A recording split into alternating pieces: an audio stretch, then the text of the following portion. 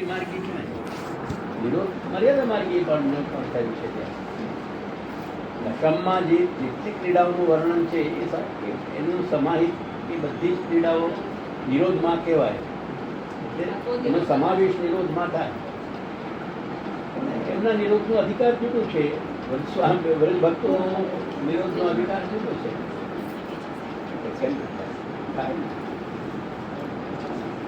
સ્વરૂપ ભેદ નથી.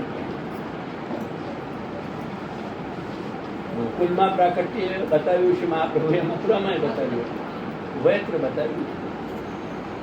એ પ્રાકટ્યમાં પણ એ ઉભયવિધ આવ્યું ને. એ મર્યાદા માર્ગે જ્યારે પ્રાકટ્ય હોય ત્યારે વ્યૂ દ્વારા પ્રભુ ફળ આપે. વ્યૂ એટલે શા માટે આપે? બીજ ભાવ છે. વ્યૂહમાં તો વિભૂતિ થઈ જાય. સાક્ષાત પુરુષોત્તમનો સંબંધ એ કેવલ પુષ્ટિનું જેને વર્ણ આપ્યું હોય એને થાય. મર્યાદા માર્ગી જે વર્ણ હોય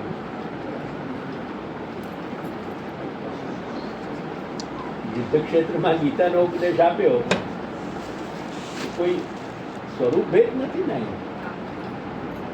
પણ ત્યાં ઉપદેશ જે છે એ ઉપદેશ શાસ્ત્ર પ્રધાન ઉપદેશ છે. કારણ કે યુદ્ધ ક્ષેત્ર અને યોદ્ધા એટલે યુદ્ધ કરનાર અર્જુન એ બંને પાત્રતા પુષ્ટિ માર્ગની નથી. એટલે મર્યાદાનું શામિલ. એટલે છેલ્લે જે શરણનો ઉપદેશ આપ્યો એ શરણ ઉપર શ્રી રામાનુજ સંપ્રદાયના જે બહુ મોટા આચાર્ય થયા, આપણા ત્યાં જેમ શ્રી પુરુષોત્તમજી થયા એ રીતે ત્યાં વેદાંત દેશક કરીને થયા. એ વેદાંત દેશકે જે ન્યાસાદેશનો એક શ્લોક લખ્યો, એ ન્યાસાદેશ ઉપર એ રામાનુજના આચાર્યની નું ગ્રંથ એ શ્લોક હોવા છતાં એના ઉપર ટીકા શ્રી કુસંગ બાવાની. અને એ અધિકાર મર્યાદા પ્રધાન અધિકાર છે, પુષ્ટિ પ્રધાન અધિકાર નથી. એટલે એનો ભેદ પ્રભેદ સમજવું જોઈએ થોડું. શ્રી લાલુ ભટજીએ એક સંક્ષેપમાં બહુ સારું સમજાવ્યું છે. પુષ્ટિ માર્ગીય વર્ણમાં અને મર્યાદા માર્ગીય વર્ણમાં શું ભેદ હોય. બંને સ્થળોમાં ત્યાં ઈચ્છતા ન ઈચ્છતા મોક્ષનો સંબંધ હોય. અહંત્વા સર્વ પાપેભ્યો મોક્ષયિષ્યામિ અને તસ્માન મચ્છરણં ગોષ્ઠમ મન્નાથમ મત પરિગ્રહમ ગોપાય સ્વાત્મયોગીનો. એટલે એ સ્વરૂપગત છે. ત્યાં જેટલું રક્ષણ છે સ્વરૂપગત છે. અને ત્યાં પાપથી મુક્તિ અને મોક્ષ છે. પુષ્ટિ ભક્તિના પુષ્ટિ માર્ગમાં પાપ પ્રતિબંધક રૂપ હોય છે. પાપી પુરુષ એટલે કે પાપી જીવ ચૈતન્ય એ માર્ગમાં પ્રવેશ નથી કરી શકતા. એટલે એ એના જે પાપ છે, સર્વોત્તમમાં ના ગુરુ પીઠિકામાં જે કહ્યું કે આનાથી બધા પાપ દૂર થશે, એ પાપ પ્રતિબંધ રૂપ પાપ છે. એ પાપ કર્મ અસત કર્મ રૂપી કે પાપ કર્મ રૂપી પાપ નથી. થોડીક તફાવત સમજવી જોઈએ શાસ્ત્રીય બાબતોને. એટલે આપણા માર્ગ સંબંધી કોઈ બહુ મોટા જ્ઞાનની વાત નથી કરતો, પણ એ પ્રભેદ સમજવો જોઈએ લોકો. વર્ષો પહેલા બધું જ કહેવાયું છે. આપણા ઘરમાં કશું રહ્યું બાકાત નથી, પણ એનું આવર્તન ના થાય. પછી વગર આધારે આજકાલ જે સત્સંગની પરંપરા શરૂ થઈ ગઈ, કેમ કે ઓનલાઈન બધું બધાને હેન્ડી થઈ ગયું અને મહંત બનવાની ચેષ્ટા દરેકને હોય. હું કોઈ વ્યક્તિગત સંદર્ભમાં નથી કહેતો. સત્સંગ ચલાવવું એ ખોટું નથી, પણ સત્સંગ કરનાર વ્યક્તિએ જે રૂડિમેન્ટ્સ કહેવાય ગ્રાઉન્ડ લેવલની, હવે જેમ કોઈ તમને એક વાક્ય લખવું હોય એટલે એલ્ફાબેટ તો તમને ખ્યાલ લેવું પડે ને. સ્વર અને વ્યંજનનો પરિચય તમે ના હોય, એ કેવી રીતે લખવામાં આવે છે એનું તમને જ્ઞાન ના હોય તો કેવી રીતે તમે વાક્ય કેવી રીતે બનાવો? વાક્યની રચના જ ના થાય. જેમ વાક્ય લખવા માટે કે વાક્યના જ્ઞાન માટે વર્ણમાલાનો અને વાક્ય વિન્યાસ કરવાનો આપણને બોધ હોય, સંસ્કૃતમાં તો ગમે તે રીતે બોલી દેતું, પણ ગુજરાતી કે હિન્દીમાં જાય છે ઘરે માણસ એ રીતે ના બોલાય ને. માણસ ઘરે જાય છે એ બોલાય, ત્યાં ગમે તે બોલાય. ગ્રહ ગચ્છતિ માનવ, ગચ્છતિ ગ્રહ માનવ, ગમે ત્યાં ગમે તેથી જોડી દો, એમાં કશું ફરક નથી પડતો. કેમ કે એ દેવવાણીની ફ્લેક્સિબિલિટી છે આખી. એટલે એ રીતે આપણને જે આધારભૂત વાતો હોય એ ખબર પડી જવું. પુષ્ટિ કોને કહેવાય? કૃપા એક સામાન્ય અર્થ છે, પણ એનો વિશેષ અર્થ શું થાય? વરણ એટલે શું કહેવાય? અને પછી અત્યારે આજકાલ એક ફેશન થઈ ગઈ, બધું પોતાનું અહંકાર, અત્યારે એટલું બધું સૂક્ષ્મ સ્તરે બધું અહંકાર ઓપરેટિવ થઈ રહ્યું છે. બધા પ્રશ્નો કરીને જિજ્ઞાસા કરે તો પણ એને અહંકાર થાય કે હું એટલા જાણકાર છીએ અમે કે આ પ્રશ્ન કરી રહ્યા છીએ. હમણાં જ મને એવા રિફરન્સ આવે તો મેં એમને કહ્યું, હું એમાં દીપ નહીં કહું, પણ મેં પૂછ્યું કે આ શબ્દ જે પૂછી રહ્યા છે જે માણસ, જે વ્યક્તિ કોઈ પણ XY છે, એ આ શબ્દથી પરિચિત છે ખરા?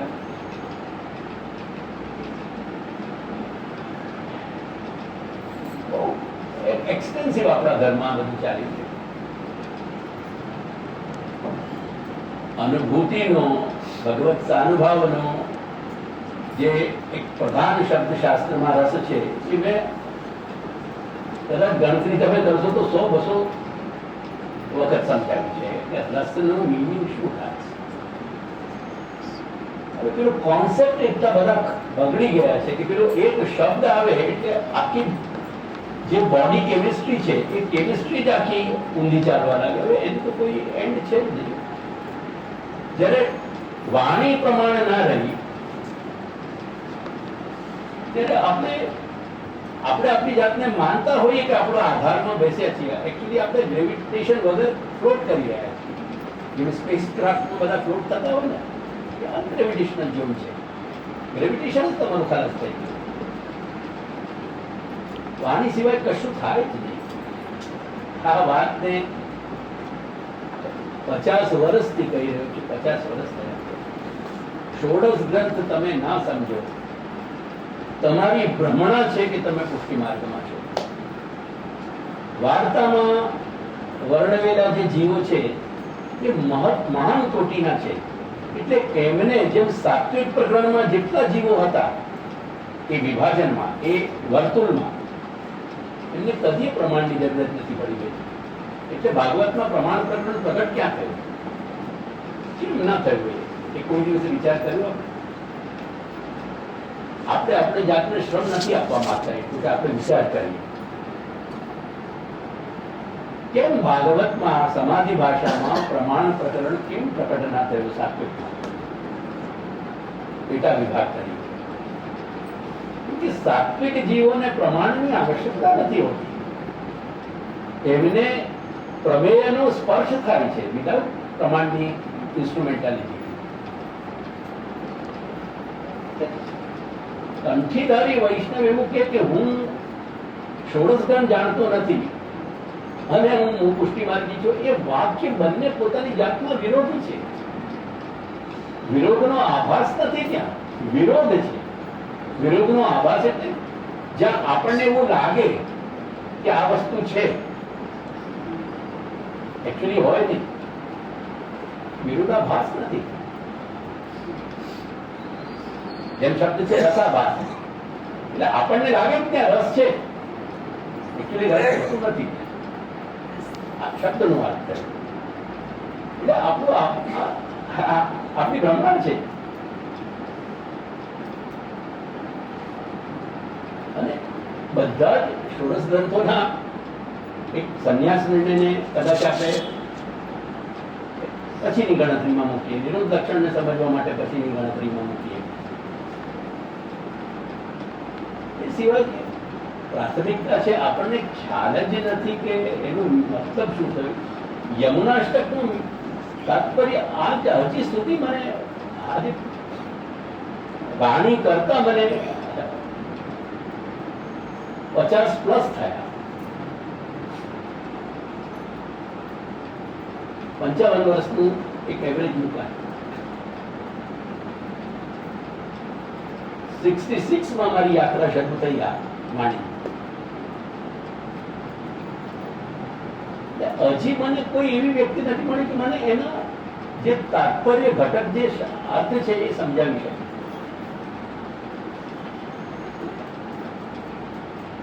અને સત્સંગ કરાવવા તો આપણે બેસી જઈએ. અગેન હું ઇન્ડિવિજ્યુઅલાઇઝ નથી કરી રહ્યો. સિન્સિયરિટી હોય છે ઘણા લોકોમાં, હું સિન્સિયરિટી માનું, પણ તમારી સિન્સિયરિટી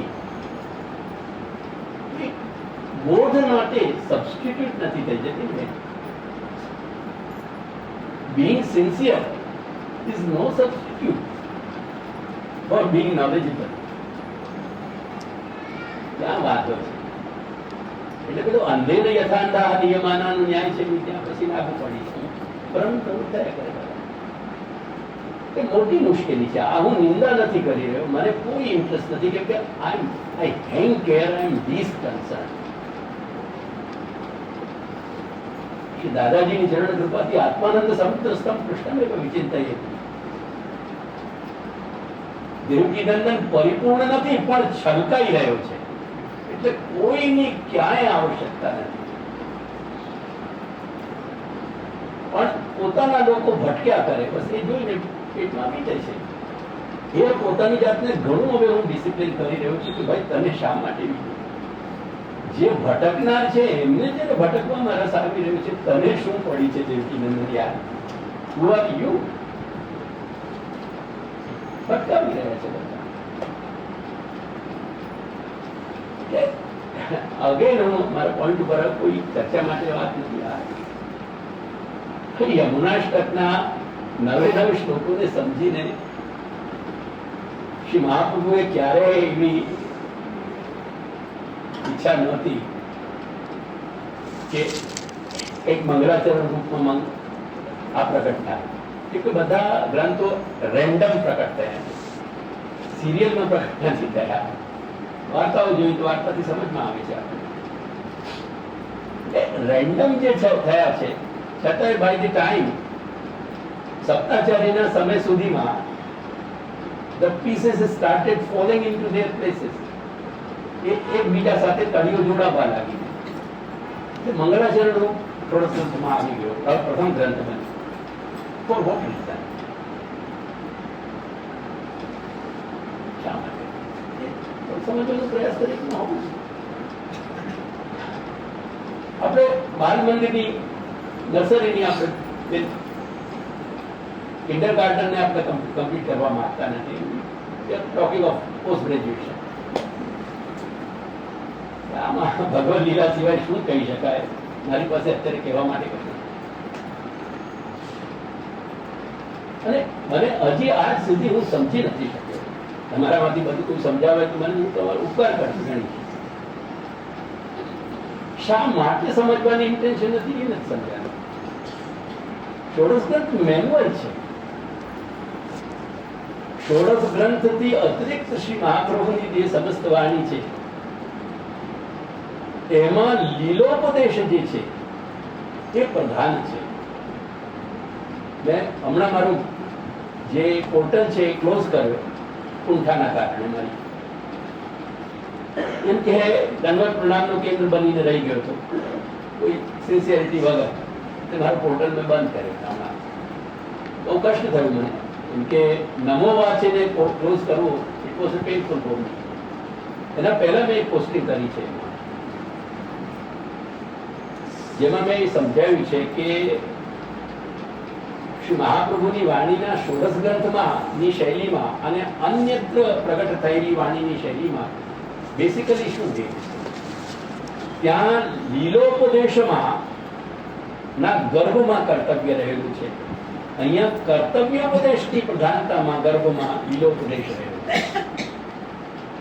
એ સકલ સિદ્ધિ વગેરે જેટલી વસ્તુઓ વાતો છે એ કર્તવ્યના ગર્ભમાં છે, પ્રધાન નથી, પ્રોમિનન્ટ નથી. આપણે ભાવના વેળામાં શું કર્યું કે જે મહાપ્રભુની ઇન્ટેન્શન નથી એને પ્રોમિનન્ટ બનાવી દીધું, અને જે મહાપ્રભુની ઇન્ટેન્શન હતી તેને ગૌણ બનાવ્યું. તો યમુનાષ્ટમી નું કેમ સમાવેશ કરવામાં આવ્યું આ ક્રમમાં? એનું મેઇન હેતુ છે નમામી શબ્દ શ્રી મહાપ્રભુ. અને નમન શું છે? નમન ઇઝ એક્સેપ્ટન્સ. નમન સ્વીકાર છે તમારો. સ્વીકાર ક્યારે થાય? જ્યારે તમારા અંદર ટોટલી પોઝિટિવ ફેકલ્ટી ઓપરેટિવ થઈ જાય.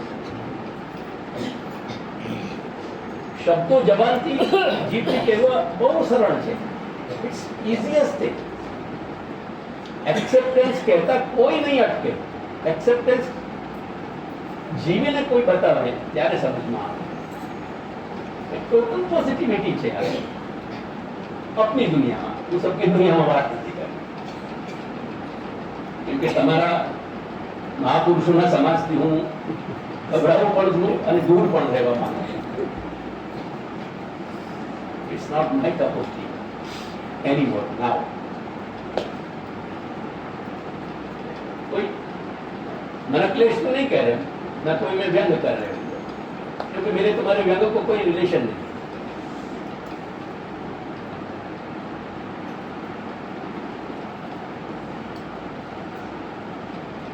क्योंकि वैसे भी दादाजी ने मुझको हाथ पकड़ के जाए कि हम वहां हैं जहां से हमें खुद अपनी खबर नहीं आती, तो मेरे क्या असूल नहीं बात है. लेकिन वो नहीं ख्याल में आ रहा. तो नमन नमामि एक शब्द वहां इतने बड़े वर्तुल में ऑपरेट हो रहे हो करके पीछे के जो सत्ताचार्य के समय में आके सत्ताचार्य को आपको कड़ीबद्ध करना पड़े. It was not their choice, it was compulsion on them. कोई कंपल्सन आता उनकी. अगर नहीं करते तो वो उपदेश के कर्तव्य उपदेश की कड़ी नहीं बैठती. घर के यमुनाष्टक को प्रारंभ में रखना पड़े.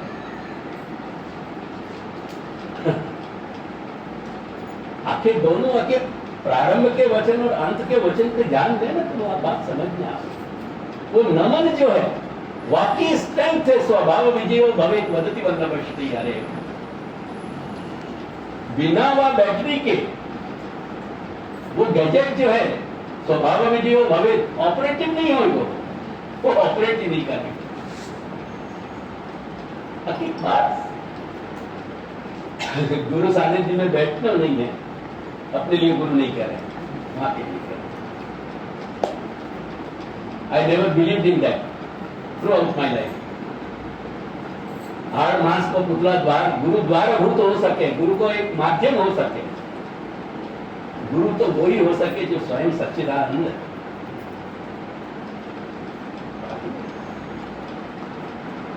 न गुरु के पास अपन को बैठने की इच्छा है, न गुरु से जिज्ञासा करने की इच्छा है. वैकेशन के लिए टाइम है. मैं दूसरे की निंदा स्तुति नहीं कर रहा हूं, मैं कोई गैजेटरी की निंदा नहीं कर रहा. तुम आज ऑन एन एवरेज कितना टाइम दे रहे हो मोबाइल पे, इतना मुझे सब. It's not a joke, it's a real. अब महीना को एवरेज नहीं कर रहा, वाको मल्टीप्लाई 12 से करो. वाके सामने तुमको गुरुस्थान के संग बैठ करके समझने की वृत्ति कितनी. मेरे पास कभी कोई ऐसा प्रस्ताव नहीं आवे कि हमको ग्रंथ पढ़ना, हमको पढ़ाए. ये तुम मेरे मोड़े में डालना चाह रहे हो कि तुम दूध पीते बैठो.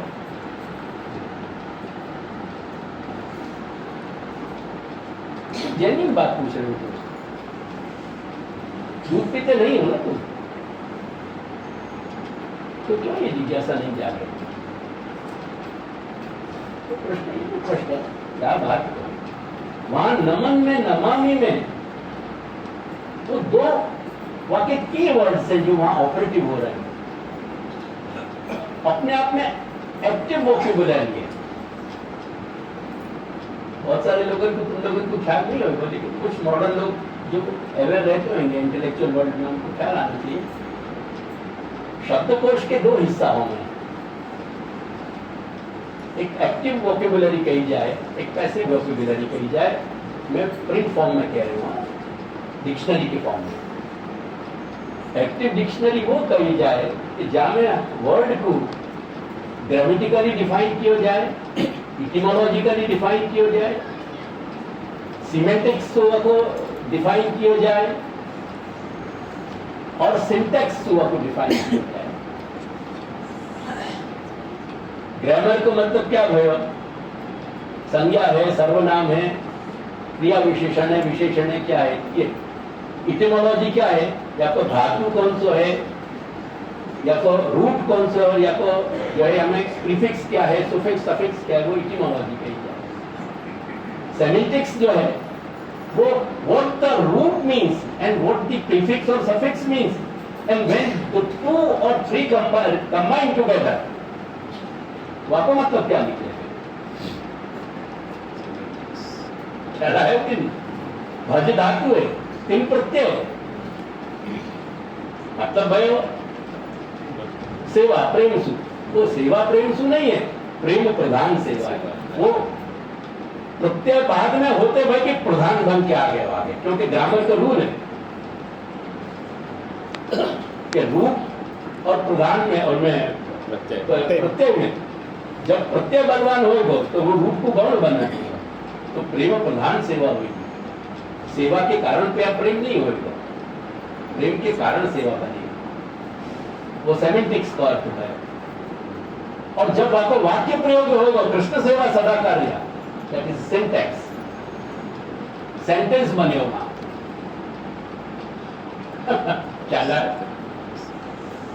करके जो चीज तुमको ग्रामर बताती हो, जो डिक्शनरी, जो इटिमोलॉजी बताती हो, जो सिमेंटिक्स बताती हो, डिफाइन करती हो, जो सिंटैक्स तुमको समझाती हो, उदाहरण के एग्जांपल के सिंटैक्स तुमको वाक्य मिलेंगे, दैट इज एक्टिव डिक्शनरी। बाकी खाली मीनिंग बता रहे जो डिक्शनरी, वो पैसिव डिक्शनरी।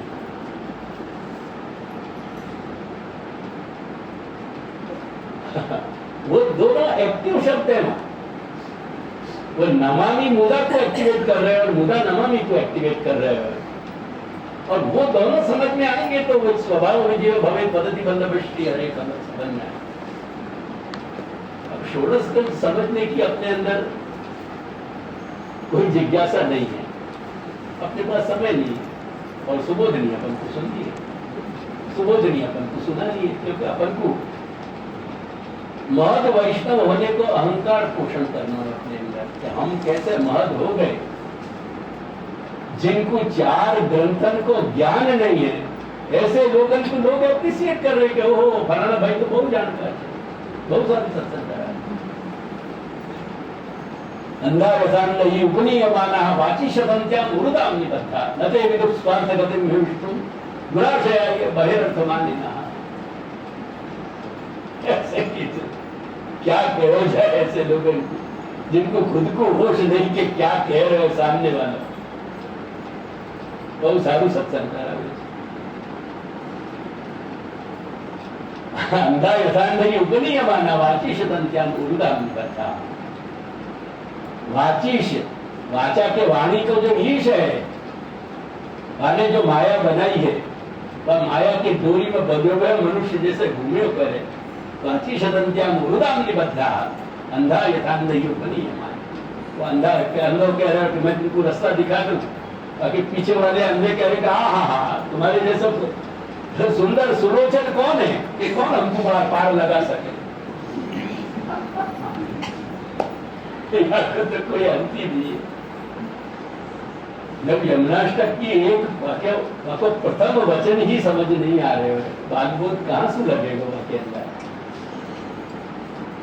सिद्धांत मुक्तावली कहां से जुड़ेगी, पुष्टि प्रवाह कहां से बैठेगी कहीं, सिद्धांत रहस्य कैसे अपन को समझ में आएगा। सबके लिए समय है, वैकेशन के लिए समय है, आउटिंग के लिए समय है अपने पास, एक बात समझाना चाहूं कि अपन या को ढोंग क्यों कर रहे हैं पहनने? ये तुलसी है, ये लकड़ा नहीं है, साग को लकड़ा या शीशम को लकड़ा नहीं है, या तो नाम कृष्ण प्रिया है। जा कंठ में पड़ी भई, जहां में विराजे ना ये, वो कंठ अगर कृष्ण को संस्मरण नहीं करते हो तो ये वहां लकड़ी रह जाए या की कृष्ण प्रिया या में सूत्र हो गया। ये समझ के रखिए, ये कृष्ण प्रिया है। या को महात्म्य मूल फल प्रकरण में बहुत श्री स्वामिनी ने वर्णन किया, मैं नहीं कह रहे हो, हुए मात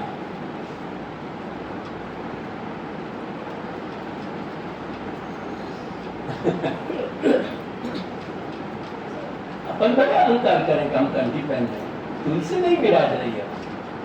जो कृष्ण संबंध संपादिका है, वो कृष्ण संबंध संपादन करने वाली एजेंसी वहां नहीं है।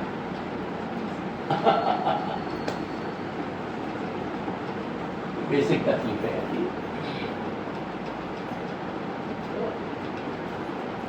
एक इतना मोटा प्रभेद अपन को ख्याल आना चाहिए कि वही कृष्ण जो है, कृष्ण पदार्थ, कृष्ण है एक, वो कहाँ पुष्टि मार्गीय बंद हो जा रहे हैं, उसको कहाँ मर्यादा मार्गीय स्थित है, ये बात समझना है।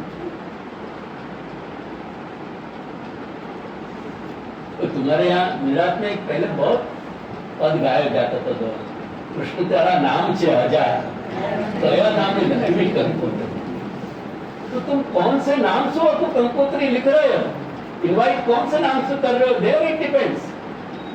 जहां नाम से तुम उसको इनवाइट करोगे ना, वो नाम की जो क्रीड़ा प्रधान लीला जो जो जो पूरा क्रम है, वहां तुम जुड़ रहे हो। मैं सिंबॉलिकली शादी की बात नहीं कर रहे हूं। जहां नाम से तुम पुकार रहे हो, वो नाम को स्वभाव तुम्हारे प्रधान हो गया। ख्याल है?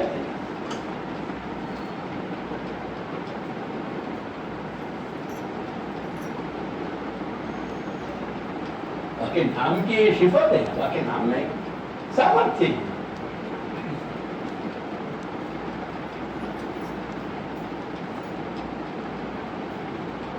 कृष्ण कह रहे हो आपको कुछ अलग है, हरि कह रहे हो आपको कोई अलग मीनिंग कहीं निकल रहे हो, मुकुंद कह रहे हो आपको कोई अलग मीनिंग निकल रहे हो। सभी कौन सा नाम कृष्ण को नहीं है? अपने पूर्व पुरखाएं बहुत पढ़े लिखे नहीं आते, अपने जितने होशियार नहीं आते, तो उनकी जितनी समझदारी आती वो अपन को 7 जन्म में नहीं मिली। Rest assured. बहुत मोटी मोटी बातें होती थी, लेकिन बड़ी मार्मिक बात होती। कृष्ण तारा नाम से आ जाए, लक्ष्मी तो कोई इन्वाइट कौन से नाम से करूं बता? तुम्हारे जीव चैतन्य को जो स्वभाव दिया है, जो वर्ण किया है, वो तुम्हारे अंदर ऑपरेटिव हो, वो ऑपरेट होने के कारण वहां नाम से तुम्हारी कहीं आसक्ति जुड़ेगी, कहीं वहां नाम से जुड़ोगे, भाई नाम से तुम्हारा जब इन्विटेशन जाएगा तभी तो वो इन्वाइट होके आएगा।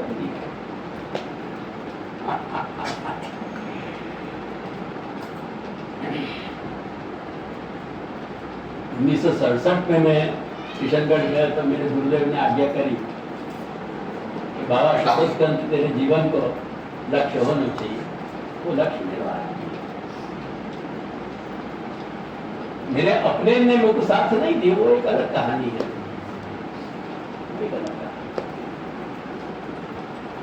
क्या घर के इतिहास में लिखा जाएगा कि देवकी नंदन दुर्भागी है कि वो अपना परिचय नहीं दे सके, और या घर के सेवक दुर्भागी हैं, पथरा पड़े उनके कर्म में कि वो देवकी नंदन को समझ नहीं सकते। ये तथ्य लिख के जाइए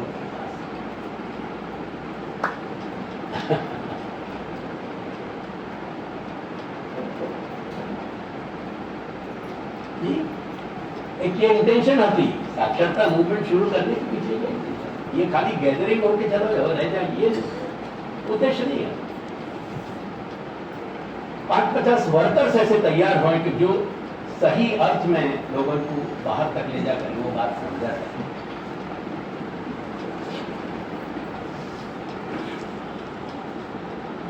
माओ के समय की जो चाइना હતો ને वो चाइना की यही स्थिति आती है, टोटली डिजीज इन्फेस्टेड कंट्री હતો, एडिक्शन इन्फेस्टेड कंट्री હતો, चारों तरफ एडिक्शन હતો, अफीम के या केवा बाकी स्ट्रेटेजी प्लान करी। अब एक डॉक्टर को बनाने में 20 वर्ष लगे। How can you produce doctors all of a sudden? आपके चाइना को चार्ट आउट किया उन्होंने, एरियाज में चार्ट आउट किया, तो कौन से प्रोविंस में, कौन से एग्जैक्टिव के कौन से एरिया में कौन सी बीमारी ज्यादा रैम्पेंट है, वो बीमारी को सारा चार्ट आउट करके स्पेसिफिकली जो तैयार किए मेडिसिन मैन, वो एग्जैक्टली उतना ही, अगर एक एरिया में पर्टिकुलर एक बीमारी ज्यादा फैल रही है, दूसरी बीमारी की बात ही नहीं, बस वहां बीमारी की ट्रेनिंग देके भेज। डेकेड एंड हाफ में 15 साल में जादू हो गया वहां। आपको देश जो है बीमारी फ्री हो, एडिक्शन फ्री हो। वो ऑन फूड डॉक्टर्स जो आते ना, वो ऑन फूड जो है सत्संग कराने वाले चाहिए थे। मैं भी सफल नहीं हो सके, क्या मुझको सफल होने नहीं दिए, तुम भी सफल नहीं हो सके, क्योंकि तुमको सफल होना नहीं था खुद की इंटेंशन से। अगेन बात की है कि हम षोडश ग्रंथ समझेंगे तो ही मार्ग हमको समझ में आएगा, अन्यथा मार्ग सर्वथा समझ। सारी या की टेक्निकलिटी है। कुछ लोग यहाँ बैठे हैं, वो शायद मेरे मैंने यमुनाष्टक को रैपिड रीडिंग को सत्र किया, तो बता दे कुछ लोगों को कंटेंट्स तो कुछ भी याद नहीं होगा, होना भी नहीं चाहिए, क्योंकि भगवत संबंधी बातें क्यों याद रहे अपन को। वह वक्त मैंने ये सारी चीजें हाईलाइट करी थी कि कौन कौन सी चीजों पे अपना पाठ करते वक्त विशेष ध्यान देना चाहिए। यमुनाष्टक के पूरे फ्रेज मैंने पिकअप करके ही समझाया।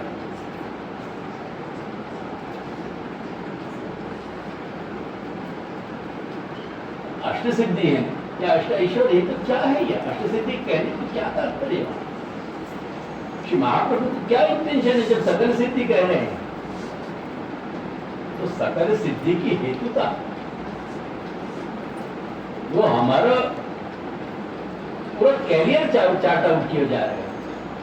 जैसे बाय द टाइम तुम्हारा बालक 10th में आवे, तुम बाकी आगे की सारी बात की जो जन कुंडली खोल के बैठो, जब कौन सी लाइन पे कहां जाना,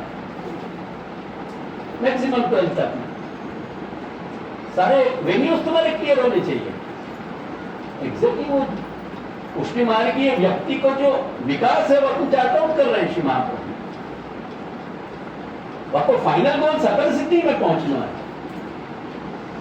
करके हम बात करेंगे। तो खाली मातो हिला के भागला बेड़ा से सुन लेने की बात नहीं है। हमारे आध्यात्मिक जीवन की पूरी वो एक पूरी प्रिंट है, वो हमारी ब्लूप्रिंट कि जाके आधार पर हमको अपना गोल तय करना है। यमुनाष्टक के पाठ से कौन ना कहीं कि तुमको सकल सिद्धि मिल जाएंगी।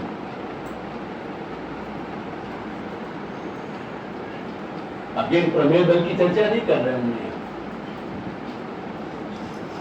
यमुनाष्टक में दिशा निर्धार कर दी गई।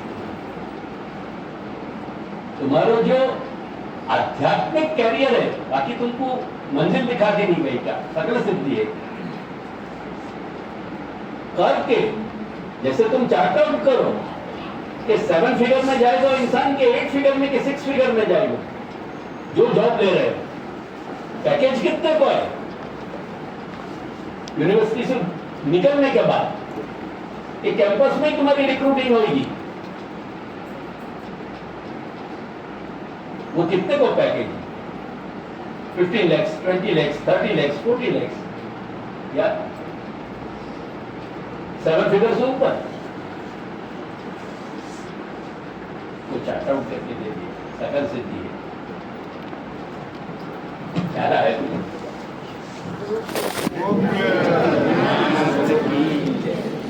બાકી છે.